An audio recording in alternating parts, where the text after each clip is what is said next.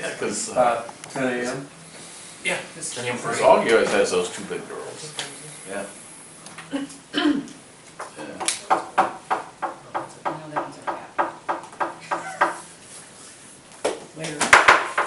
Please rise for the pledge of allegiance. I Pledge allegiance to the flag of the United States of America and to the republic for which it stands, one nation, under God, indivisible, with liberty and justice for all. Good evening. Today is Monday, October 23rd, 2017. Can I have a roll call, please? Basil? Here. Meyer? Here. Kraus? Here. Missouri? Here. Caprows? Here. Whaling? Here. We have the minutes of September 25th. Any changes?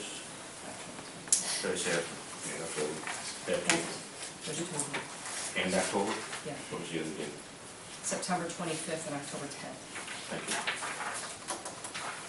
Any changes? If not, is there a motion? So moved. Motion on the floor, is there a second? Second. There's a second. Any questions on the motion? Roll call. Basil? Yeah. Meyer? Yes. Kraus? Yes. Missouri? Yes. Caprows? Yes. Whaling? Yes. We have the clerk's report. The total tax income received since the last meeting, well, the meeting last month, $257,539.93. I also have a thank you card here addressed to the Village of Beecher. Thank you so much for everything you've done during this time of great loss. I'll never forget your kindness. Signed Jackie, Brian, Jamie, and Nick. That's from the Weisgerber family. That's all I have. Thank you. Anyone from the audience wish to address the board? If not, Finance and Administration, Trustee Bailey. All right, consider authorizing the village president to sign an agreement with the buyboard.com to participate in the cooperative purchasing. This group is very similar to the National Joint Purchasing Co-op, the state of Illinois. Purchasing co-ops and the suburban purchasing co-op and the village has entered into agreement with all these agencies that participate in joint purchasing. This is just another resource the village can use to buy supplies. The cooperative was established for school districts, but now it is branching out to municipalities. This cooperative had an exhibit at the IML conference, and they are trying to gain members. Membership is free, and the staff recommends approval.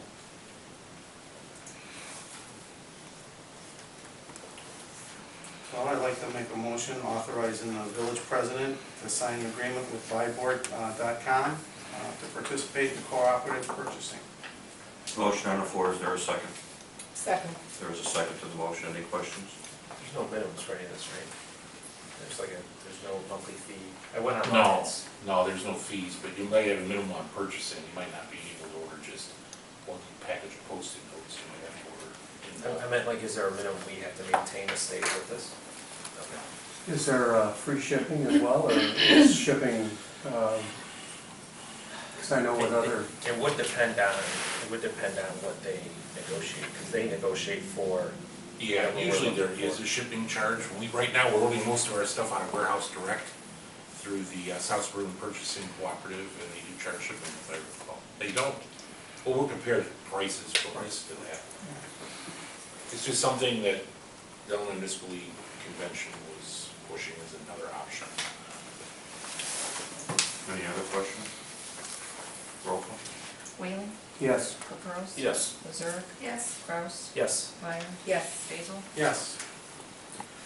All right, I think we all have the strategic planning in front of us. So I guess we need to go over some dates to see if we can come up with dates to meet for it. Some of the suggested dates for the meeting are Monday, October 30th, Wednesday, November 1st, Monday, November 6th, Wednesday, November 8th, and we can also meet after the regular board meeting on Monday, November 13th. Since this should be a short meeting. Anyone think about dates? Yeah. Okay with any of those? I cannot do the 1st, 6th, or 8th. Yeah, I cannot do the first either. And the 6th, that whole week I'll be out of town for training for work. Can you do the 30th? It's my birthday, but yeah, I'll do Oh. it. No, seriously, We can bring in cake. That's Don't a matter. what a fun day on your birthday. No, I don't care. Why don't we just I do don't it know after a anything. November 13th meeting? Yeah. I mean, we're all here anyway.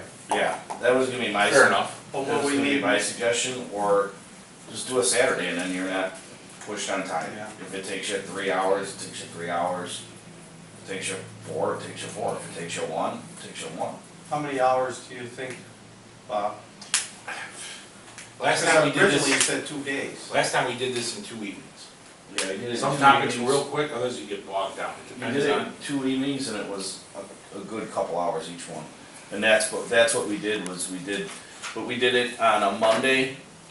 I may be wrong, but usually my memory is pretty good.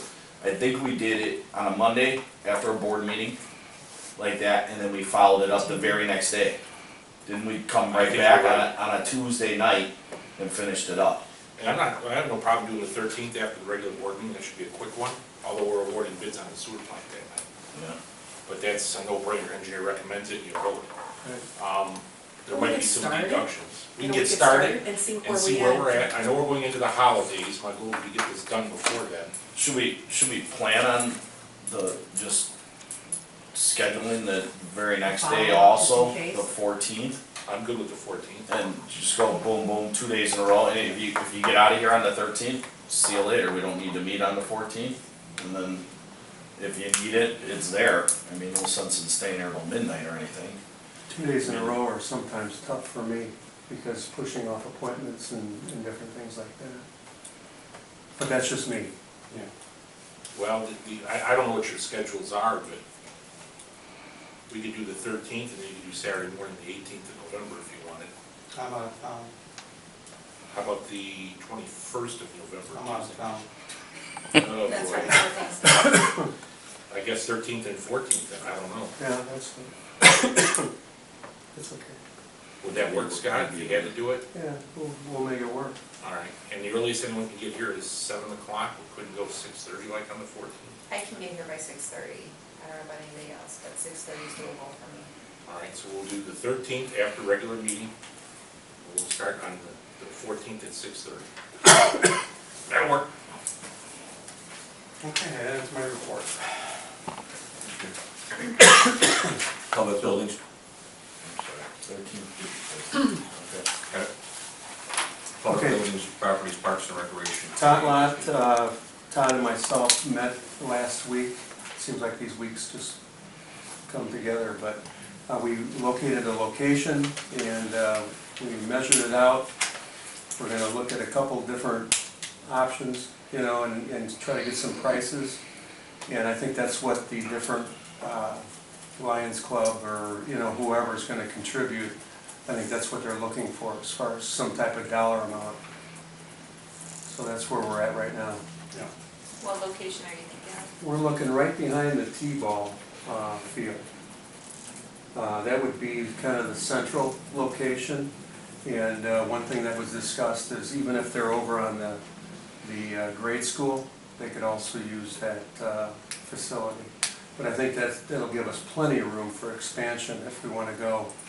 I mean, you're talking 50 by 50 feet, you know, is what it was. Of course, it's on a curve, but, you know, it's a pretty good area. So that's what we're planning on. Damage to the bathrooms in the park.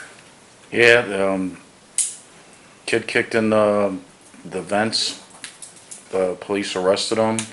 Been going through a bunch of paperwork trying to figure out the best way to correct it, either buy a whole door, but they're like $1,600. So I'm going through a little more paperwork. If I can't find the exact door, match it up, I couldn't find the tags on it. It's an oversized door with the vents. I will be going with one of trustees Capuros. Gave us a door guy that, you know, had one made, had our doors made for up at for the booster station.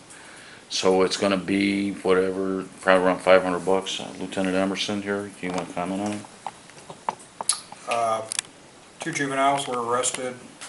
It'll be start with a station adjustment, and the parents will either agree to the restitution, or if they don't agree to the restitution, it'll be a direct file into the juvenile court system with the charge plus seeking restitution for the damage.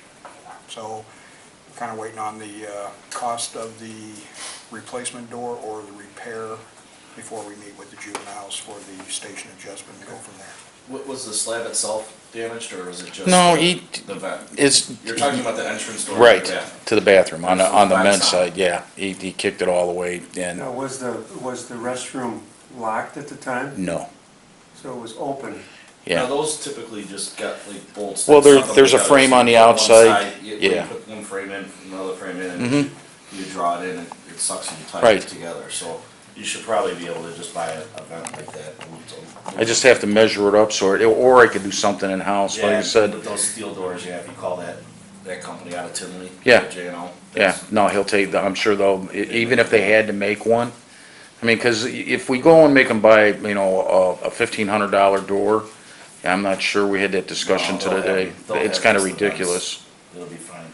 Okay. You won't need to hold the door. How long does that bathroom stay open? Through the year? Until October, after you've, Halloween night, they get locked Yeah. every year usually, yeah. It's a shame. I mean, we just can't get a break on those bathrooms. This isn't the first time. I no, mean, they, it's being vandalized all the time, so. We had money in our budget 2 years ago for cameras, but we bought a fence instead. We didn't put it in again this year. So, Yeah. we budgeted for cameras before, just gotta do it again and buy cameras. All right. That is my report. Planning, building, and zoning, please, Christine Miller. Okay. Building Department monthly report is enclosed for your review. The village received CMAP LTA grant for direction of the comprehensive land use plan. This is great news, and the process will begin soon after the holidays. I'd also like to consider an ordinance adding section 9516 of the village code pertaining to the parking of oversized vehicles and trailers within all property of the village. The committee met for several hours one evening last month and decided to propose the enclosed ordinance and make it part of the municipal code and not the zoning ordinance, so it could be more easily enforced by the police department and interpreted by the code enforcement officer. In short, if any vehicle or trailer in excess of 25 feet in length cannot be parked anywhere in the village for more than 3 days unless on property licensed for such use. All recreational trailers and vehicles must also be parked on asphalt or concrete surface and be at least 5 inches from the property line. 5 feet. 5 feet, sorry. This proposed ordinance is for discussion only and can be referred back to the committee or to the Public Safety Committee for further review, or it can be voted on in its current form. Action on this matter is at the discretion of the board. Any thoughts? Yeah, I have some thoughts. First of all, I think this has gone way too far as this ordinance. We had one complaint, and that complaint was taken care of by our current ordinance. You know, so I don't see a problem with our current ordinance. Also, number two, this should be a public safety issue, yeah, under code enforcement. Number three, when we approved this ordinance, how many years ago? 10, 15 years ago? We had public hearings. The public hearings were pretty packed, right? So there's a lot of people out there that are affected by this ordinance. And I don't think it's something that should be steamrolled through. You know, a simple vote, you know, for something like this, because this affects a lot of people in the village. And I just think that it's just gone too far at this point. I'm not aware of a problem. I'm aware of one complaint, and I think that has been taken care of. So that's my position. How many people will this affect in the village? Do we even know? I mean, that's had trailers in their yards all these years. Didn't code enforcement go around and have They a did, stack of I'm pictures not or? trying to, I'm not sure how many pictures were taken of different, We probably took over 100 pictures, and probably 40 or 50 of them were violations. they were in violation. Yeah. Nothing's ever been said, no one's complained, but they were in violation. And the thought is, you can't enforce one and not others, because that could then be an issue in the future as well. This was made so many years ago when we didn't have all of the new developments and subdivisions, and we have more RVs entering the village. So it's kind of something that has to be thought about, and it has to be something that works for everybody, and it has to be fair on both sides, because you're gonna get complaints either way. But it has to be something that can address the issue and be fair on both sides. How about other municipalities? Do they have similar code enforcements or? There's towns that, there's, okay. There's towns that don't allow them at all. There's subdivisions with covenants that don't allow them at all in Beecher. Prairie Chase or Prairie Crossing. It's in their covenants, yeah, you can't have one, period. And I don't know when the ordinance was passed last time with public hearings and stuff like that, but yeah, I mean, at some point, the village made the decision to grow, right? And it changed from large lots in areas of town with basically off-street parking, right? A lot of these houses in the old area of town, alleys, garages and alleys, that's where a lot of these infractions and violations even are in alleys and backyards, stuff like that. You didn't have those residential subdivisions that came in the 2000s, where the lots are closer, the lots are smaller. And yeah, we have had complaints. More than one? There's been a few in Hunter's Chase that I know of, yeah. Yeah, I mean, there's maybe been a few, because I got the emails, but we're not talking several that I. No. You're not talking a lot, but at the same point is that back when that was done, right, you had, campers were pop-ups that folded down into boxes. I mean, now you're talking about, there's people in town that got 36, 42-foot trailers. You know, not everybody wants to look out their kitchen window and have to stare at somebody's 42-foot trailer that's parked on the side of their house. And the other part is and one of the things that was thought about is you have situations of corner lots, okay? And Hunter's Chase, where I live, that subdivision is one example of it. Whereas you pull down Foxhound Drive, the main street, once you get past all the townhouses and stuff, and you're heading north to Hunter's Drive, there is people that back up and their sides are open, right? Right now, by ordinance, somebody could pull a 32-foot, 42-foot trailer, park it right in their backyard, keep it 5 feet from the lot lines, and that's not in any violation. And everybody that's houses back up to it, everybody that drives down the street, everybody's got to look at it. What was attempted to be done here was not to punish anybody or anything like that, but you almost have to protect from worst case scenario. And we've seen pictures of one scenario that wouldn't be good. I mean, literally, that person, right now by code, could dump a pile of stone on that side of their house, right there. And what we saw pictures of, that's fine.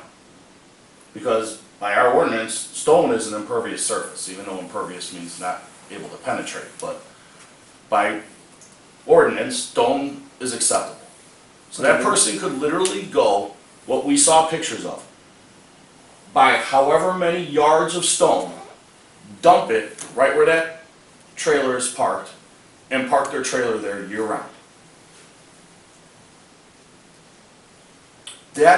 Those are the situations. Will some possibly be affected that you maybe feel bad for while you're trying to protect others from worst case scenarios? Maybe. But I ask any of the other trustees here, would you want to sit there and look at that outside your kitchen window? Or when you sit down in your living room on a nice sunny day and stare at that out the front of your house? Trustee Basil, I mean, right out the front of your house, you got somebody on an end, right? You're at the end of a street. Somebody could park one right there, or that's what you stare out your nice, beautiful picture window on the front of your house every day. What about these people that park 4, 5, 6 cars at their house, have their cars sitting out front? What about dogs that bark 24 hours a day? You know, you're next to this house. I mean, there's, at some point, you gotta, you know. Well, I don't see what dogs or cars parked out in front of your house. If you have the parking spaces, I believe we already have an ordinance that they can't block a sidewalk. If not, I'm sure code enforcement or the police would take care of it. If not, there's legal parking on the street, as there is in every other town in the United States. And if you got the room to park 6 cars in your driveway and not block a sidewalk, because you got a 3-car garage or a 4-car garage and you got the front yard setback for it, there's nothing wrong with that. What does this address that we didn't cover in our ordinance when we did public safety? Public safety. Did we We have an address- ordinance about trailers for the whole 3-day, within 60-day thing? Yeah, that was just trailers parked in the street. What- For servicing would be up to 3 days. This is a different ordinance. This is What this addresses is the size. beyond the 3 days. Beyond the 3 days, the maximum size would be 25 feet in length, that you could have a section of stone or a section of asphalt or whatever paved and place it on it, and you're staying within your setbacks, and you stay within the 25-foot setbacks and the 5 feet on each lot line. So I guess my question is, why didn't we just address this when we did ours? I mean, why is, I can answer that. We weren't trying to address this particular problem. We were addressing a different problem. This problem didn't come up till after the fact. But is it a problem? I mean, is it a problem? I haven't heard of a problem. I haven't, personally. No one's ever talked to me about trailers. It just happened. And if it's on their private property, what are we saying? If it's behind their house, on their driveway, are we saying they can't park a 26-foot trailer there? Right now, they can't park it on their driveway. Behind their house? Behind their house, if their driveway is Their driveway behind their goes to house. the back of their house, right? Yeah. And this is no different than what's there now. What it does though is it puts a limit at 25 foot. 25 foot, that's longer than the length of this room. So if that was in that situation where it was ridiculous where the guy parked that, if he had a 25-foot there and put gravel down, it would be okay under this? It still would be not good, right? No. They still would be looking out their window I at it. agree, and that's kind of the compromise where it came in. This ordinance You're just putting a would be limit on gravel. the size. And what this does, and honestly, what 25 foot does, was that still allows a boat that's already parked there, you know, behind a garage or on the side of a house or something, that still keeps that legal. That still keeps probably Small travel trailers. small travel trailers, a vast majority of the ones that we saw pictures of, that still keeps these legal. What this does is avoid, The ginormous ones that they You're- now make today. yeah, you know, And I'm not saying that it's right or wrong, I'm Tour saying I buses. haven't heard of anyone complaining to myself. yeah. So, I mean, if you guys all I haven't have. heard about the road complaints on Woodward Avenue, but I'm not doubting that they're there, so. I mean, Well, we have different people here from different residents, you know what I mean, so. Our older downtown area, the side we live on, we do have kind of bigger lots and more room and a little bit more leeway, but the subdivisions, they're kind of tight. But in this ordinance, you're saying that you can't have them in the old section of town, you can't have them anywhere. Right. You can't Well, let's make discriminate it fair. based You on, can't. Right, no, I know, yeah. I know. You can't like what's good for the goose is good for the gander. You can't say, well, just the subdivisions have to do this, but we're okay downtown, because then that's gonna create a problem. And one of the other reasons where the 25-foot came in was, there was also a little bit of reasoning on thinking that most homes, the minimum setback is 25 foot. And that's the space from the resident side of the sidewalk to where the house begins. So anything that would be legally be able to be parked, you know, whether it's on the side of their house or in the back of their house, would also fit in any of these newer subdivision residential driveways and not, you know, get into the sidewalk. Can you, or somebody can refresh my memory, what's currently not allowed in the zoning law? In the zoning, 5 foot, right? you have to be 5 foot off the property line. There's a discrepancy on what an impervious surface is, so technically you could dump gravel and park something there now. This ordinance says concrete or asphalt. And there's no requirements as far as providing an enclosure for some kind of barrier between the trailer and outside view. Screened from public view is a popular terminology in zoning, but you have to define that. What is screened from public view? You ask one person, yeah, that's screened. You ask another, no, it's not. That's in the zoning law now. Yeah, and that was some of the stuff that was discussed. What is screened from public view, you know? Well, the few issues we have had, they've been taken care of though. It's not like this is an ongoing thing. I mean, the people have agreed to move their campers, trailers, whatever it was. I believe we have, yes. I don't think there's any complaints out there right now that have not been satisfied. Correct me if I'm wrong, I don't think there are any, are there right now? No, they've been In code addressed. enforcement? No, they've been addressed. Yeah. There's no active complaints, let's put it that way. There were complaints, they've been addressed. Just to make mention, you said you thought this would be a public safety. Right now it's in zoning, so it's zoning until this new ordinance is adopted, and then this new ordinance would be in the public safety side, because code would be handling it. In most cases, code doesn't handle zoning. They do, but they don't. He can't write a ticket on a zoning law. Correct? Can you write a ticket on a zoning law? No, he's not gonna write the ticket. Right. So the 40 pictures that we took that were against the ordinance, we can't do anything about it? Those 40 people right now as it stands? When I said that, it was regarding the proposed ordinance. Oh, okay. There were some violations, I can't give you an exact number of the current ordinance. So the current But ordinance, again, we don't we know went how out many looking are for these left. violations. We typically don't go looking for violations. Okay, well, If we get a complaint, we handle it, and it's addressed, and it's taken care of. Now, if you want us to go out and handle those, we can. But there's also other violations out there. There's a lot of violations out there of the code. I mean, the ordinance book is that thick. Show me a lot, I'll show you a violation, I'll find one. But we usually do it on a complaint basis. So if we had merely, rather than going ordinance, if we had merely gone and updated the zoning side, there's no way to enforce it if somebody is in violation? It'd be a long-form complaint, it would not be a ticket.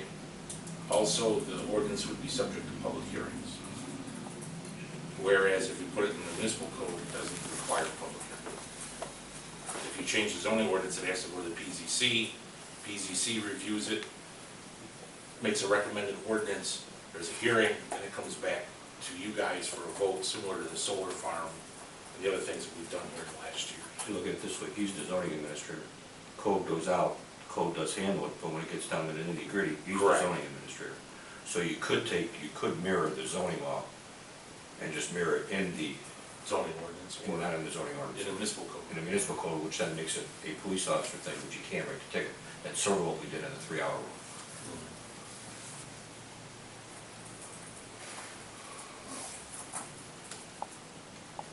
It's a pleasure of the board.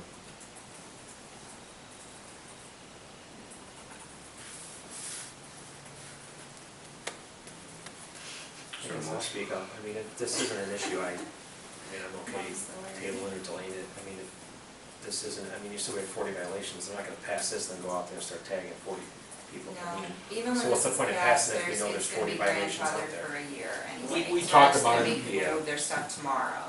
Ordinance says there would be no enforcement until October 1st of 2018. Because, and like we said, you know, look, we know, I mean, one of the major issues is I'm the one hearing about it. I've seen it. I mean, I sent the pictures. You know, so you haven't heard complaints yet. And there's a reason why. It's been headed off. You will hear the complaints. You know, if we don't address this. This has been headed off, and there's plenty of them, because it's not just right by me. There's another one around the corner, and there's, I think, another one too. So, I mean, the complaints will come. They will, and the one that we've seen, it hasn't been taken care of. It was just there for 4 days, straight across the sidewalk. So. You know, there's 40 violations. How many people, I think it's over 100, right, that had some type of a RV or boat or something? I heard that figure over 100. But this I isn't, think we had this over is, 100 photographs. Not all in violation. Over, no, I didn't say that. and that's the other thing too, People- is this ordinance doesn't condemn them all, Just anything over 25 feet. which wouldn't fit in your driveway anyway. Just trying to just make it to where we're addressing it, but we're making it fair to people who do wanna have their RVs too. I mean, not everybody has those super huge ones, but those are the ones that are creating. And I believe I heard somebody else say it, and I mean, I kinda see it too, is, actually, it was our code enforcement officer that explained that he has one that is, you know, McMansion size, and he pays $60 a month with 1 month free if he pays every 6 months, and he stores it right here in town. So it's not, I mean, really, what are you putting, I mean, worst case scenario, somebody's now forced to pay $400 or $500 a year for storage of something.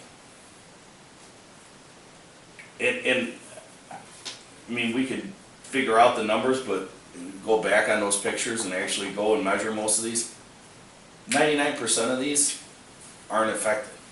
That's what I would be curious to see, how many of them actually are affected. Not a lot. But what you protect But those are the ones against, that should, right? but the ones you protect against, Mhm. it's a big difference.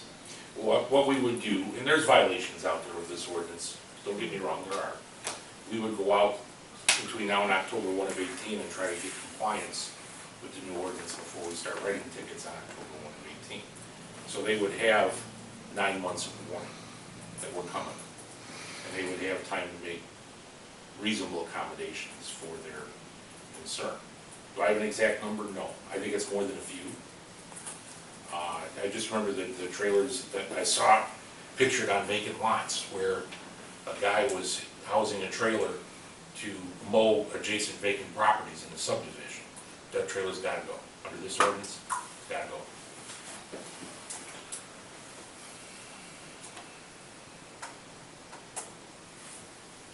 And we'll have to be fair in the administration of the ordinance and treat everybody the same and give anyone ample time to comply.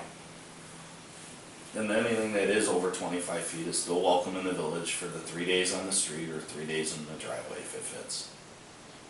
You're not completely blocking them out of the village. But you got a lot of, I mean, like I said, it's real easy and when it doesn't affect us. It's real simple to not deal with the complaints, right? It's real easy when we look out our house and we don't see it.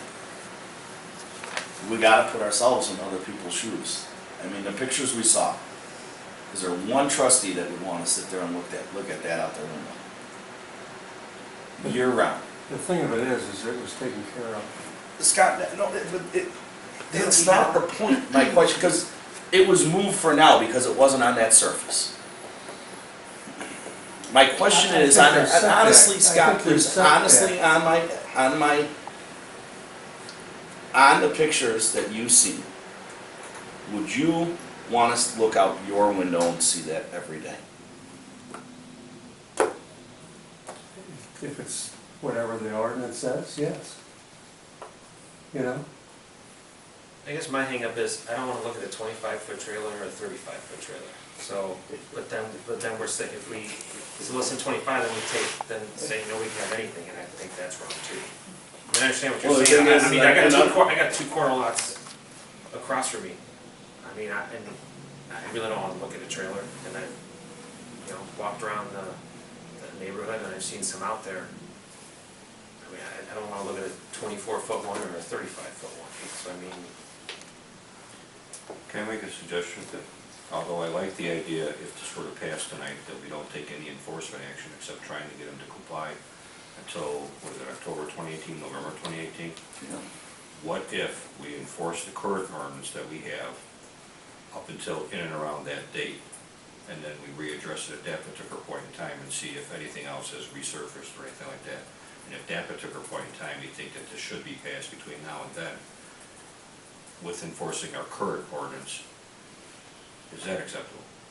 I think no matter when you pass this, you'd give a year. Correct. But if we, So you just adjust that year to, if you do. but there's one thing we haven't been doing, is there's some things that, in light of that one complaint that you had, we found out some things in the ordinance that could be applied that hasn't been Sure, applied. we've got to enforce current code, sure. So what I'm saying is, if you enforce the current code that's on the books, the 5 feet property line, with one exception, possibility we may have to take it out of, mirror the zoning in the municipal code. That's a possibility. We may have to clean up the language of the impervious surface to clear that up. Would the Yeah, current but code there's take some out care, there on grass right now. would the current code take care of the egregious ones that we're more worried about? Egregious violations? It's gonna depend, I think, from what I understand. It's gonna depend on where it's at. I mean, I haven't seen any pictures, so I don't know. Well, that's nothing. If you would like the table, because Marcy mentioned she hadn't seen the pictures. I haven't seen it. If you'd like to see No the one's pictures of what we on had, the committee, right? there's no rush, table it tonight, and then the bottom line is that we'll bring back the pictures so they can see what we're talking about. And then we can show you exactly. I'd be more than happy to bring Dennis into a future meeting and present these pictures to you guys and answer questions about enforcement, because, we have a zoning and we have a municipal code. Zoning takes longer than putting it in municipal code, but you can still apply zoning and get it done. I mean, if people are abusing the situation, yeah, that should be handled. Yeah, nobody wants a Nobody- badge coming to your door saying you're in violation. Once that happens, usually people comply, Yeah. And like Todd said, I don't want a 25-footer looking out my window, but then you're telling people what they can have, on their property. So, I mean, if it's egregious like that, if someone's really abusing the situation, yeah, that should be handled. There's probably some trailers in town that are fenced in, you don't even know they're there. You wouldn't even have a clue that they were there. So, I don't really have a problem with this even this way, but I would like to know how many people we're dealing with. That was my question as far as even tabling it. I would kind of like to know what we're looking at. I'm actually okay with this too, but I would kind of like to know what we're getting into. All right? Bring the pictures. I'm okay with that.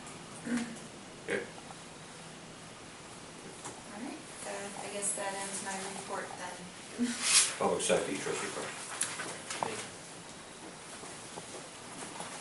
The police department, EMA, monthly and code enforcement, monthly report are closed. Halloween trick-or-treating hours are set from 4 to 7 p.m. on Tuesday, October 31st. Police department is moving ahead with promotions of corporals and the creation of a full-time officer hiring list. Despite the absence of a chief, these two processes, which were started by the former, are continuing. The department hopes to promote up to 2 patrol officers, 2 corporal, and at some point in the future to create a list of eligible candidates for full-time police officer. That's all I have. Thank you. Public Works Committee, trustee Clark. Water Department monthly report is enclosed for your review. Now the Sewer Department monthly report also enclosed for your review. Bid opening for the wastewater treatment plant rehabilitation project is scheduled for Tuesday, October 31st at 2 p.m. at the Village Hall. Can you make that, John? Will you be? Yeah. Okay. Consideration of the bids will be at the next Village Board meeting. Penfield water main restoration update, buddy. They are all done. If the ones that are sinking, Brant Builders will be back in the springtime to redo the restorations. Are the barricades that are out there ours or theirs? The only ones that I believe that are out there, we had a couple of them out because we did, you know, the asphalt work. I believe all their stuff is up and gone. Can we get ours out of there then? I think maybe There's they're, something up against, in the municipal parking lot, there's some on Reed Street. At least the last time I looked at it. I don't think they're there They're anymore. gone now? Yeah. I mean, the only other ones you would have seen, which goes to the next one, which is a sidewalk replacement program. I believe we have completed all the restoration, and there were barricades, but I know we've been picking up cones and barricades. I believe that is done. And also, if it does sink over the winter time, we will go back in the spring and bring it back up to grade. Alright, sidewalk replacement program for 2017 is completed. Chestnut Street light update, we've identified a supplier, Brandon Industries, that's the same company that did all our street signs and everything, right? They'll supply us with 2 high lumen decorative street lamps that will price out once we get the nod from King Electric, basically are we good to go with them, with pulling it? These are gonna be... Yes, I talked to Mike. He was out of town, like I said. I talked to him. He is working with Mike. I'm just waiting for the paperwork to come across. I'll be sitting down with Bob tomorrow. We'll call him again. We already talked to ComEd today. That's all we're waiting for, and it'll be a go. Once that's done and I line everything up, it should, ComEd, once we're in, all I gotta do is do the final look over and installation, and cross your fingers for the next 2 to 3 weeks. We gotta get that concrete basin before the ground gets cold. Well, yes. Alright. Major problems at well 4 at the base of water tower on Gould Street. That's a 500 gallon per minute variable drive system, which was installed in 1994. The motor was rewound in 2004. We still don't have all the facts as to what went wrong here. The well was placed out of service. The motor was pulled off the shaft. The seals of the bearings to the shaft from the top of the motor were compromised, resulting in a vibration and some damage to the motor and to the top of the shaft. However, we do not know if the vibration damaged the shaft inside the well. We plan to take the motor into Jay's for repair, have it reset into the shaft and test the well. If the shaft is bent, we'll reevaluate at that time and decide which we'll get into what our options are then. But the fact of the matter is motor, right word is, broke down. Well, I mean, After 23 years. yeah, it broke down. I mean, there's a million other ways I would normally say it if I was at work, but you know, it crapped out on you. I mean, that's the fact. So right now, the repairs right now, I mean, this is a very expensive motor. So right now, you troubleshoot, and you know, I talked to Bud on it, and you know, you go ahead and you fix the cheapest thing and see if that works. You put it back in, the motor's got to be working to know if the shaft's shot. So the first thing you got to do is you got to get the motor back working and fire it back up. If the shaft's shot, the shaft's shot, and then, I mean, you got a motor that you can hopefully resell, which it's very common with wells and pumps and stuff like that. But you know, it is what it is. I mean, when we get it back, once it's rebuilt and you put it in there, you'll see either well 4 goes back live, or next board meeting we're talking about some expensive options. We do have some prices. It's $2,300 to pull the motor, which we've done, and to reset the motor, and it's $1,875 for the bearing replacement. It's very similar. Did you ever have a wheel bearing go on your car? You know how it winds and everything, and you got to pay for a new wheel bearing. Very similar to what this situation is. We have to put a new bearing package on the motor. The problem is, when the motor was running and the bearing went out, it started vibrating, so we don't know what that caused. So like I said, once the motor's back running, you put it back in and you see. Either well 4 stays off or it comes back alive. How's that affected everything else? Water pressure's fine. We can run on the 2 wells we got. this is a 500 gallon per minute, we got thousands in other areas.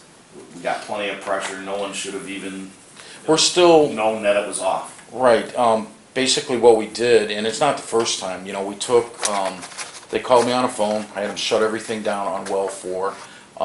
We're still using the tower as, you know, your pressure, so it's filling it up. You're just filling up with 2 booster pumps on the north end of town and well 5 on the north end of town. Well 4 is dormant. It might take a little bit longer to fill up. You're gonna be, you know, water usage, which is okay. We're pushing out a lot more water there. Week to 10 days, you know, the motor will be back. I would say, I'm pretty confident that I don't think there's really any, you know, damage, shaft damage. I'm not gonna say that there is, but I think we caught it in a good time. The only problem that we're gonna probably have is their safety protocol now has changed a lot different, and we have to coordinate with Commonwealth Edison, Lane Western, and ourselves, because they want power down and then they want documentation, and Bob and I were on the Yeah, they phone want with how many everybody. pull power to pull. The old days, you pull the meter out and you work on the equipment because you knew the power was dead. But with these smart meters, you just don't pull them out anymore. So you gotta disconnect the Yeah. power at the pole. In fact, I kinda got the guy in a little bit of trouble because I wanted that motor out of there, and so now, I guess they gotta bring it back up to their safety, you know, code, and they have people to answer to also. Well, Alright, it is what it is. so, we should know more soon. Right now, we don't know anything. Okay, no news is good news, that means we solve it. Well, we know the motor is being repaired, that we do know. That we do know. That's it, That we and do you're know. right, and that we can sell if Other than worst that, case scenario, yep, that's, yep, but that's you gotta it. get the motor running though, so. Alright, give me 1 second here. Alright, Route 1 shoulder widening project has begun, an update will be provided. Basically, it's IDOT. There was somebody on Facebook, my wife showed me, that said it was a foolish way for the village to spend their money. This is not the village's money, this is a state highway, this is a project funded through the state. Village of Beecher is not paying for the widening of Route 1. However, it is a quality project for the safety. Those have always had soft shoulders, they are getting hard shoulders now. They've always had soft shoulders, which have created big drop-offs in years past. It allows for better and easier plowing with the widened shoulders, widened hard shoulders. So we should have some significant improvement on Route 1. Are they just doing that like 2 or 3 feet on the side? Yeah, Yeah. but what that does So though, if it breaks down though, there's still gonna be traffic. yeah, but you can actually, you could get around a little easier. And the fact is the big thing is with the plowing. The plows now, yeah, and you don't have a soft shoulder where the plow may not get up necessarily all the way to the edge, and, you know, you catch a tire in that, you're Thank you for comfortable. making that abundantly clear, this is an IDOT project, not the Beecher. Exactly. Yeah, but it looks like they have to put another lift in there, don't they? Yeah, Yes. they gotta. They're not gonna do That's the a whole base. road, are they? No, No. they're not. Each side of the road, north and south of town. And rumble strips down the middle, I believe they're gonna put that rumble strip down the middle. That'd be fantastic. Make it safe. Valve turning program update, buddy. I'll have a solid date for you within the next 2 weeks. Leaf collection update. We're in full swing, depending on the weather. 1 week, Yeah, we've already been doing it for over a week. but we're going weekly now. Yes, that's correct. Penfield Street STP update. Been a while since we reviewed the numbers on the cost of this project. As of now, the total project cost engineer estimate is $4,902,250. This also includes the bridge at Chim Creek. It's a 80-20 grant. Feds are picking up $3,921,800 of that amount, leaving the village on the hook for 20%, which is $980,450. There's enclosed material. Our plan is to borrow for 10 years to pay off our local share, but we may have other options, including reducing the amount borrowed or using cash reserve remaining if the project is completed to do another road project piggybacked onto the Penfield. This is for discussion only now, but it'll be on our radar in 2 years. So, you know, There's not much to say other than that. It's 2 years away, you know. I'm Public Works Committee, so that's ball is in finance court, so whatever options they decide to fund with it, I'd be happy to pick it apart later.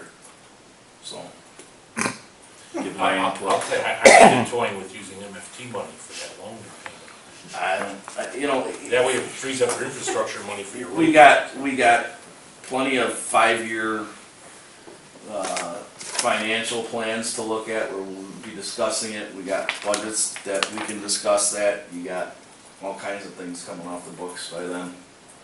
So, who knows? I mean, look at the survey. Is that maybe what people say to do with the Waltz money? Roll it into a road resurfacing project and go out on a 20-year and do a bunch of roads at once? Who knows? It's senseless to talk about it now though, because it's 2 years away. And who knows what the makeup will be at that time or anything. Global warming may take over, we may not be here. Yeah, yeah. Who knows? Yeah, global warming. You may not have to buy salt ever again, Bob. Like You know, never snow in Illinois again, and you know. We're moving further north to the. I hope we have to use salt, because free, by the time we have to use it, the EPA will outlaw it, and we won't be able to use it. Yeah. They're trying to do that now. Alright. Consider an ordinance extending the deferred tap-in fee payment and $2,000 water bill incentive for a period of 2 years and imposing a 10% late penalty for deferred tap-ins if they are not paid within 1 year. At the last meeting, we discussed, and we discussed increasing it to a flat fee of $7,500. The attorney weighed in. He's concerned about that. He'd rather see a percentage penalty. He's recommending 10%. I don't think 10% is high enough. I think on any standard billing system like that, where especially if it's a net 1 year, I think 15% is more along the lines of what we were looking at. When you look at the 75 from where we were at, the increase is closer to 15 than I think 10. Because the total amount was, I believe, $6,400 and something, $6,432 if I remember correct from last packet. $6,432, you're $643. Doesn't even put you at $7 grand. 7,500 is what we talked about. I think 15 at least gets us closer to 7,500. So, so I'll go ahead. I'll make a motion approving ordinance number 1277, extending tap-in fee payment and $2,000 water bill incentive for a period of 2 years and imposing a 15% late penalty for deferred tap-ins if they're not paid within 1 year. There's a motion on the floor, is there a second? Second. There is a second. Any question on the motion? Roll call. Basil? Yes. Meyer? Yes. Kraus? Yes. Missouri? Yes. Capros? Yes. Whaling? Yes. That is my report. Thank you. Economic Development and Community Relations, Trustee Meyer. Newsletter update? Printer, I'm waiting for it to arrive here. Okay. Everything kind of ran behind because of the different things going on in the last month. The short-staffed, So soon to reach it mailboxes. should be this week though, yes. Alrighty. Facebook page update. We passed around a handout. These are some automatic posts that are going to go up on the page. The page is built. It's not really out in public view yet. It's not live. They'll start sending all that status out just so that when it finally goes live, you don't have just a big empty page with a depot on it. We're looking at right before Thanksgiving, getting the word out that the page is live. And I know I had sent you back an email, Bob, about, you were debating about an ordinance as far as how we were gonna post. Yes, we were coming up with a social media policy that would cover not only employees of the village, because that's all we have right now, is a personnel policy for employees, but this would include your commissioners, Right. your trustees, your elected people, would cover everybody, because we adopted it by ordinance. And I think that should be the case, because you have almost as many commissioners as you do employees right now. Yeah. And I sent you something back, I emailed you and I think Jeanette, and just kind of wrote some Yeah. changes up, and on the one from, She's working on it. just little bits of things that I Since have. since this Facebook page is only gonna have 2 or 3 people posting to it, I'm not worried about getting that done in conjunction with that.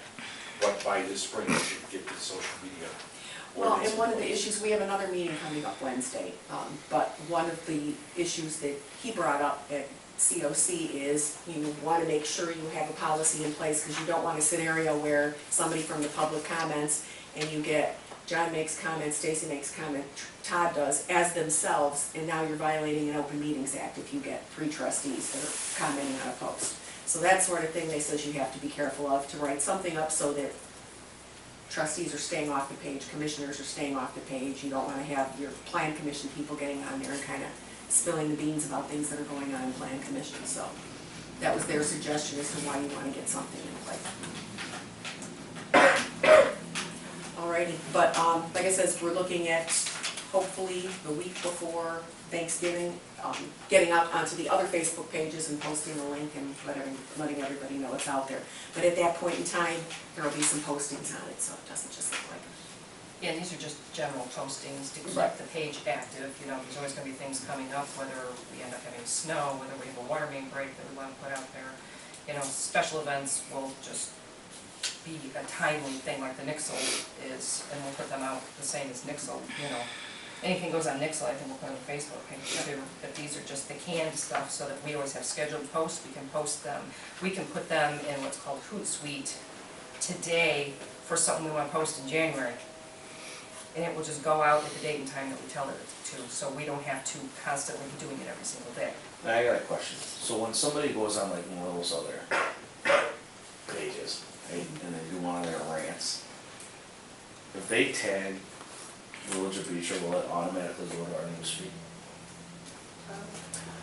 I don't know, we'll have to ask that Wednesday, No, because we are going to have comments to be approved by administrator, correct? So, But Well, I'm they talking about can't- if they- you're tagged. yeah, but they can't even post on the page. Right. Nobody can post on our We're closing it, I page. thought. yeah, Pardon? We're closing it, I Right. thought.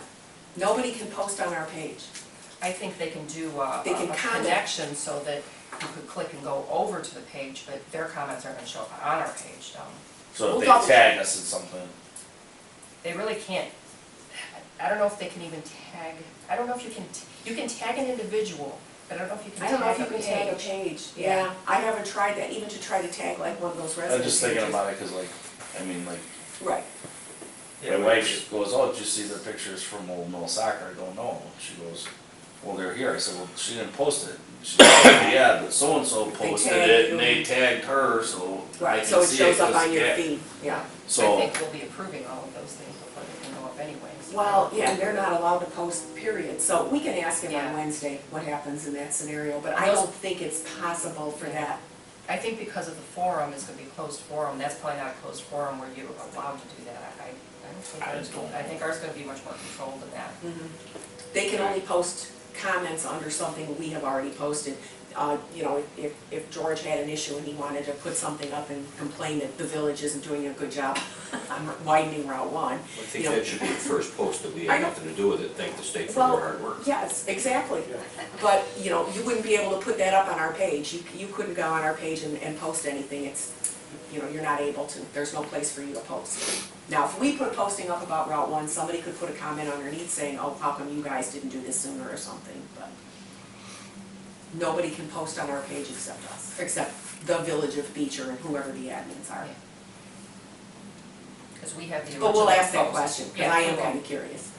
But if we post something, anybody can comment on it then? Yes, I thought that's what we were trying to get away from. you can't eliminate that. Well, we're controlled. Because that's where, We're that's where the rants come in. Well, We're in the left field three Oh, by the way. But that's why we're doing this, is so that we can get the information out back to them before they start ranting. Because usually the rants are about misinformation. yeah, somebody posts something that's completely untrue, like, you know, the brand I've new, never seen a rant that was accurate. like the brand new water main failed and the brand new water main was not even hooked up, you know, so that's kind of what starts, and then everybody reacts when it's, you know, if you post something saying that, you know, this is not a new water. You can kind of get the word out before that starts, Yeah. hopefully. But we will address those types of concerns. Yes. Alrighty, Gould Street Boardwalk update, final piece of railing has been delivered. Did they do installation? I haven't been over there for a couple Yeah, of it's done. Is it It's done now? done. Okay. I haven't been over there and checked in a little bit. And I see the boards there were some boards replaced too. There have been some bad boards over there. Veteran ceremony update. The ceremony is scheduled to take place at 2 p.m. Thursday, November 9th at Prairie State College. Several applications have been received from Beecher residents. An update will be provided by Frank. This is for family also, and veterans, Vietnam War, 55 to 75 if you served in the service. The forms are at the Village Hall, but the deadline to turn them in is Thursday, October 26th. I will be bringing all the forms in to the meeting on the 27th. I know we had 2 come in Yes. here, I don't know what the AMVets are. Yeah, I think the AMVets brought them straight to George. So that's all I have. Sesquicentennial update. We're gonna get into that strategic planning. We've got a wide list of opinions on that, so we'll Yes. get to that in strategic planning. I must say, you can say that word so well. I Sesquicentennial. keep practicing it in my head, and it never sounds like that. And I think personally, my top priority has been getting the Facebook thing done, so we're kind of pretty close to that, and then move the attention over to Sesquicentennial. Consider a resolution supporting Illinois bicentennial celebrations. State of Illinois turns 200 on December 3rd, 2018, and has begun planning to celebrate this occasion. All the prior plans were suspended due to the budget crisis, and now this newly formed commission is scrambling to offer events and programs for the coming year. There's also a web portal established so local events can be integrated into state celebration, and there may be opportunities for the 4th of July Commission and other groups to tie in a bicentennial theme. And there is enclosed material. 2017-08. I don't have my packet here for wording, but I would like to make a motion for resolution 2017-08 supporting Illinois bicentennial celebration. Motion on the floor, is there a second? Second. There is a second, any questions on the motion? Roll call. Whalen? Yes. LaFeroz? Yes. Missouri? Yes. Kraus? Yes. Meyer? Yes, Basil? Yes. and that ends my report. Thank you.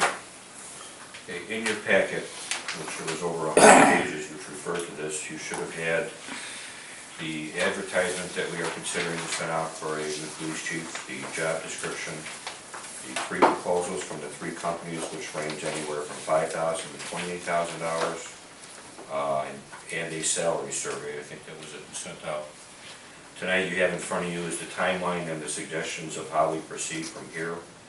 And if I may, I'll go through very briefly. If approved tonight, tomorrow we would like to advertise for the position. We will advertise in police-related websites. I don't think they'll actually appear in magazines anymore. There's probably 4 or 5 websites out there which prospective police chiefs go to look for jobs. The resume and the cover letters has to be returned to us by December 1st, 2017. In December of 2017, a selection committee consisting of Jeff McCarthy, the superintendent of school, 2 Will County police chiefs, Jeanette Connor, who happens to be the human resource manager, and Bob Barber. They will meet to screen the applications, select 10 finalists, and then those 10 finalists will be interviewed by the committee to trim it down to 5 to 7 candidates. The first week of January, the village board will then interview those 5 to 7 candidates, and then narrow it down to 3 to 5. Okay, 3 to 5 will then go to the assessment center offered by Pete 4 or REM. The cost of that assessment center is $47.50. In February, I will proceed to interview the 3 finalists after the assessment center and review how they scored. I would recommend a selection from that point. We would present it to the village board after a background check and a physical. The estimated costs are there. And at that point, I may consider a psych or a polygraph, depending upon where this person came from. Some of our discussion here was based upon it's always possible that somebody from within may rise and be the top choice. And if we know that individual, we may waive some of these requirements, such as the assessment center, the polygraph, or the psych. Again, we'll address that when we get to that point. And then we would go into executive session to discuss my selection, and discuss the employment agreement, and then the appointment would be made thereafter. One of the questions that came up when I tried to speak to you one-on-one, I spoke to most of you, was the salary. As you noticed in the advertisement, that we are advertising the current salary, and the salary would be proposed, would be depending upon the qualifications in the contract. So therefore, we could offer more, we could offer less, we could offer the same, but it depends on who we get and when we get it. So bottom line is, what I'm suggesting is, I originally thought about going with the company. If the company would do this entire process, it cost you about $13,000, or you could go as high as $28,000, which I really was not fond of. And so basically, I'm suggesting a hybrid, and the only thing we would use a company for would be basically the background investigation and the assessment center, which, like I said, we're estimating it to be, well, $47.50 is the assessment center, and then you have the background check, which is $750. And then you have the physical, which I believe is estimated at $150, unless that's exact cost. If you take it into force medical. If you take it into force. Okay. So that's basically what I'm suggesting and what I'm recommending. And what I'm asking tonight is at least a consensus to proceed, and we'll go from there.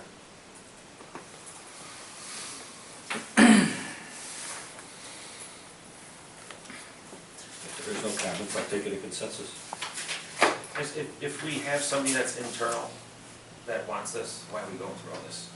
We don't know that, they have to apply. If we start this process and somebody applies who is internal, we still have to go through this whole process and wait till February 1st? That's one of the reasons why we put the, in the ad, we put the exact wording to be,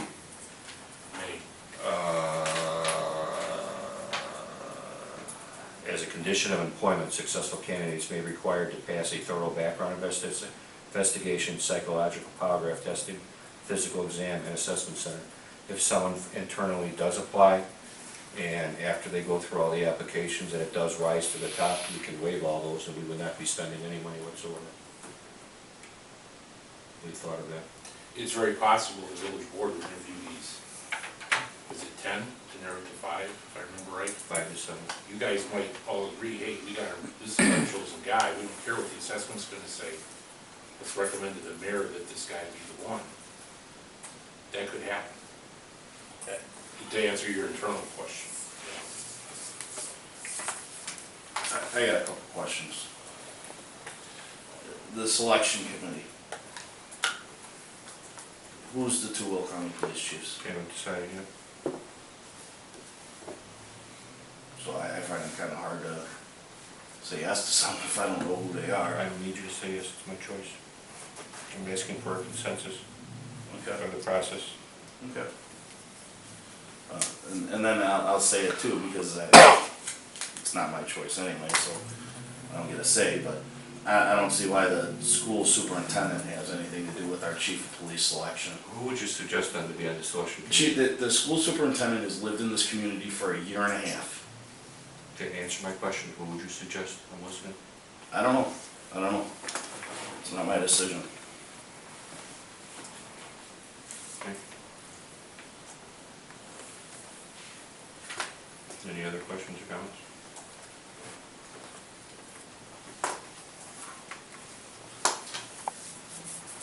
Frank? No problem with it? No problem with it? Marcy? Yeah, I'm okay. Todd? No, not right now. I'd like to know I'd also like to know who's interviewing, what exactly they're looking for, what qualifies them to pick a police chief.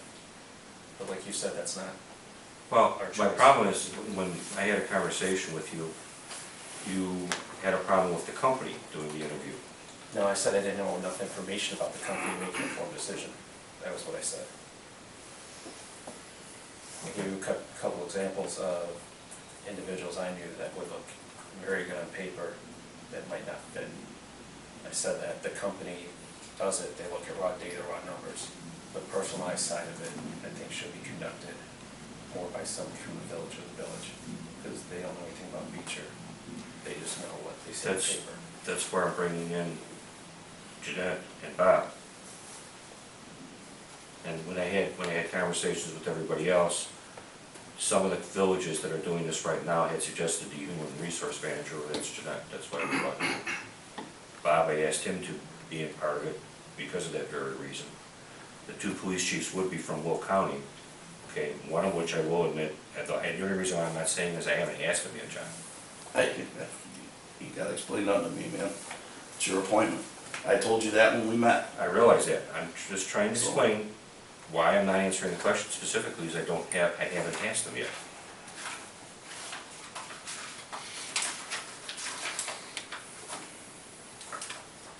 Stacy? I'm okay with this. I kind of looked at the whole superintendent of the school too and thought, oh, well, why is he a part of it? But I'm okay with this. That I can honestly say because he was a resident of the village and because he was the superintendent of the school. Those were two reasons why he was part of it. John, anything else? No. The only thing that I have is salary. You know, there's gotta be a range, salary range. That's why Instead of- we don't know that range because it has to be approved by you yet and then in the contract. So that's why we put in there that this is what we currently have right now, but it's dependent on qualifications, so that's yet to be discussed. Doesn't this have seniority, everything in it? I mean, he, That's sort of why we also did the salary survey to see where he was at in that. So if you look at that, he's about right, the salary we're offering is right about in the middle compared to the, 6 or 7 towns that the union compares it to. That's why we chose that. But it's completely understandable that the salary range has to go, come before you, that's yet to be discussed. Yeah, I would imagine there'd be some kind of employment agreement that have to be voted on, is that correct? Mm-hmm. And that would have all those terms in there. I think that's what some of you brought up, so that's why we decided to go ahead and do, depending on our qualifications, and put the existing salary there, so they know. Somebody mentioned like if we didn't put anything in there, then they walk in the door and find out we're paying not enough money for them, or wasting our time, so that way at least they have an idea of what we have now, and it was dependent upon qualifications. Does it, last contract that the chief had, did he ever residency requirement in there? No. Yeah, 10 mile radius. Mileage, wasn't it? It was mileage, right. I got a question too. So $4,750, and they basically do assessments on it. So for $3,750 more than that, not that we want to spend more, but there's always the option if we didn't like the group that's gonna look them over, they would be responsible for doing all the rest of that. Yeah, I believe that was the And you one wouldn't company's have option. the- Yeah. So for $8,500, you eliminate that group and basically they take care of the interviewing, et cetera. Yeah, I believe that was option number 2 on the PR4 REA. That's option B. Mhm. It saves $3,750, but just throwing that out there, it might not be a bad thing doing it that way either. See, I'll be honest with you, I didn't go that route based upon across it. I thought by going this route, we would have a more personal interview of it. So maybe I misunderstood what he said, but I actually thought that would address his concern. So that's why I did that way. If you want to go that route and spend the extra, I have no problem with that either. Because originally that was my choice, option B. Okay, until I talked to all of you, and when I talked to all of you, I thought I came up with a hybrid. I guess I can't figure trying to make everybody happy, but anyways. Well, you never will, but, And I have no problem going that route too. And actually, in this hybrid, I had a Will County chief call me and suggest going out and get other chiefs to come in and do the interviews without picking which chief. He just said that they have done that before without spending the money, because he was aware of the 13,000 for, no, actually it's 16,000 for GovHR. Never dreamed of 28,000 with the other company. well, that's for a bigger city. Yeah. But again, if you want to go with option B, that's fine with me. But option B would be plus the $750 for the background check, because that wasn't listed in there, that was an add-on after the fact. So option B would be $850 plus $750, and then our physical, not including polygraph or psych. The consensus of the board is to go that route, that's fine with me. And then just a comment again, it's your choice, it's your appointment, I understand that. Just want to throw out there, I kind of feel like the chief of our village should live in our village, but that's just my own comment and opinion. I just wanted to let that. Should be what, I didn't hear you, excuse me. Should live in our village. I just feel that's just my own opinion.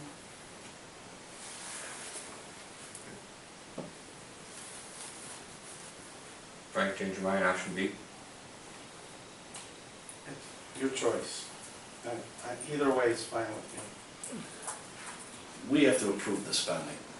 This is an unbudgeted item. So, Do we know where this money's coming from either way? Probably the salary of the current chief now.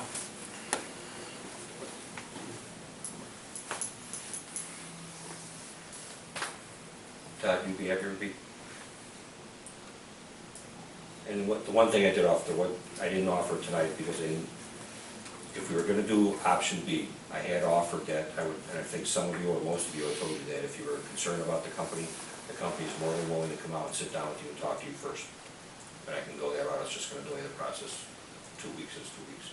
Well, if we go with option B, that's what they should do, that's what it says in it. They'll come out and interview you, Bob, somebody else from the village, I think it says in their officers or whatever, because they have to figure out what we're looking for. They don't pick the best candidate that they think is the best candidate.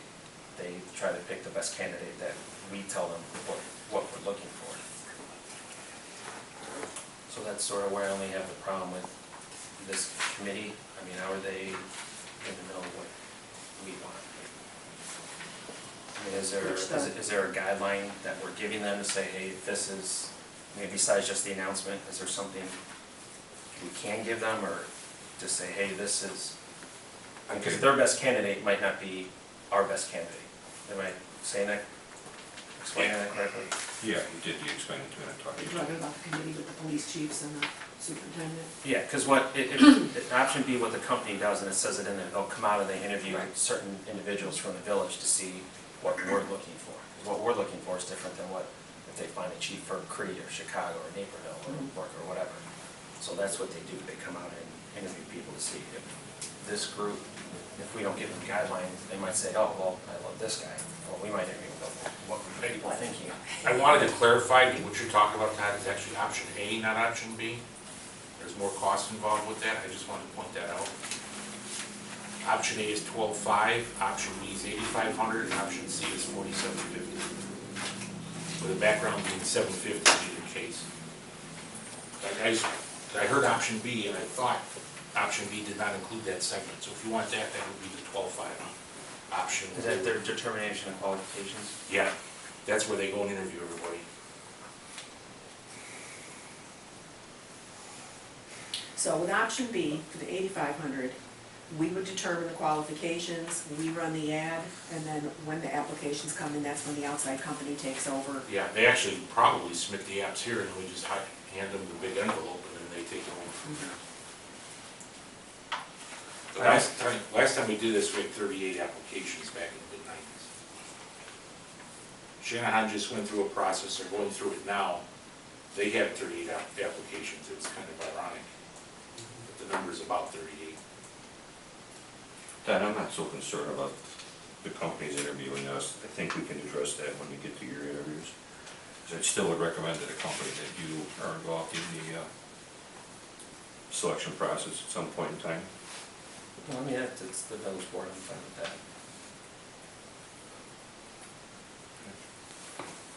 that. Okay, that'd be better. You said no? yeah, That'd be I'll better. stand by what I told you in your office. Okay. Tell you the same thing. Why should the village pay extra money to do your job? This is your job. You're the mayor, this is your appointment. Make an appointment, bring it to the board for approval. Okay, now I'll respond to that. I find that insulting, and I'll say it here and now. Okay, number two is I am doing it, and this is the process I want to do. I want board involvement, I want to follow a process, whether it's this process or this process. This is how I want to get to that point. It wasn't, okay, first of all, you shouldn't find that insulting because I explained to you how I felt in your office. And I said that because I had confidence in you that you were gonna bring a qualified candidate, did I not? Yeah, you did, and I have to admit, at the time, I didn't take insult by it, but after I thought about it, the more I thought about it is, we laughed about it, we joked about it, and I understand that. And I don't take offense by it, I just find it insulting that, You just did though. I didn't say offense, I said insulted. Okay, I guess it's it's not the same word. insulting. Look, you know, you made your selection 2 times, on a chief of police, on a public works superintendent, a village administrator, and a village clerk. Okay? There was no involvement in any of that or anything else. You brought who you thought was best to the table, and you put it to a vote, and it got approved. Right? Okay. That's all I'm getting at with all this, and I brought that up to you. I'm not telling you anything different now than I did in your office. You know, you weren't insulted then, I don't mean to insult you now by it. Okay, I appreciate that. Don't mean it in an insulting way. Actually, initially I didn't, maybe I thought about it too long. Yeah, 'cause like I said, I got confidence in you. I never voted no on any of your other appointments, have I? No. Scott, what do you think? Okay, with what you wanna do? All right. Let's go with option B. Okay, A lot less work for me. that was my initial thought from day one, but from my conversations with you, I thought this would work better, but obviously it doesn't, so I'll go with option B. Being involved with these processes, I'm gonna tell you the end result will probably be the same regardless which option you go with. So there's usually 1 or 2 candidates that rise to the top. Everybody in agreement? Okay, thank you. Wait, actually, I got one more quick question. No. So, they just roll slowly, I'm getting old.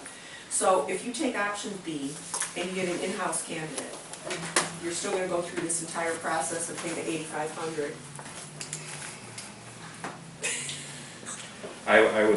I'll tell you what, I'll discuss that with the company. Okay. Yeah, they might come to a point where he and the company wanna come and talk to you guys first before going to that step. Okay. We'll discuss it with them. Okay. So we don't- But we're trying to be open and as transparent as possible in the selection process. This is not a slam dunk for anybody. You know, Any old business before the work? New business? one item I forgot to mention under John's report, because it just got done Friday before we had the rain, is the crack sealing. It's done, is that correct? Yes. Can you tell us which streets got done? All Prairie Crossings? Cardinal South Creek, got Prairie done. Crossing South, I wanna say Sunset Boulevard got some, that's pretty much about Do it. you see a need for us to do any street sweeping on these roads that got all this gravel on them now? Or you wanna wait and see what the rain does? They were, you know what, they had the guys, I seen them blowing, off at that point in time, I'll get back to you on that. Okay, but our crack sealing program for this year is complete. Yes, I was surprised how much we got done for 24 grand this year. It's quite a well, bit. squeezed them, That's it. bald eagle too. Your motion to adjourn? So moved. Is there a second? Second. Roll call. Favor? Yes. Meyer? Yes. Kraus? Yes. Missouri? Yes. LaBrus? Yes. Waring? Yes.